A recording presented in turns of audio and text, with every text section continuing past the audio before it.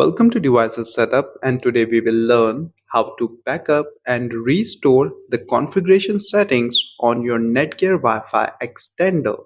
So it is recommended to backup your extender settings before making any changes on it, like before updating firmware, before changing password, or making any changes into its SSID, etc. Also, we will learn how to restore that backup in this video. To start with, first connect your phone or computer to the Netgear extender SSID showing up in your Wi-Fi list. Now, I assume you have already set up the extender. If not, then you can watch our videos on how to do it. Once connected, open a browser and into the URL or address bar, type mywifi.ext.net. This will take you to the extender's login page.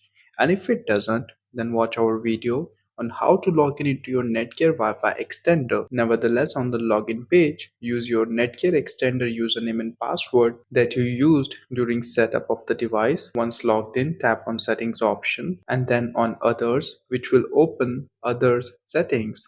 Then simply click on Backup option, which will save the backup file on your local system or computer. Now, if in future you want to restore the same settings to your extender, then simply follow the same steps to log in into your extender, and then on the Backup and Restore page, click on Browse option and then select the file that you downloaded and then click on Restore option. So this will save the backup file configuration onto your extender again. Finally, if you found the video useful, then please do like and subscribe to support my channel. Also, you guys can hire me for any technical issues related to routers, extenders, printers or cameras or any other Wi-Fi devices. So you simply need to email me on fixallissues07@gmail.com along with the issue that you are facing, and I'll fix it for you on nominal charges.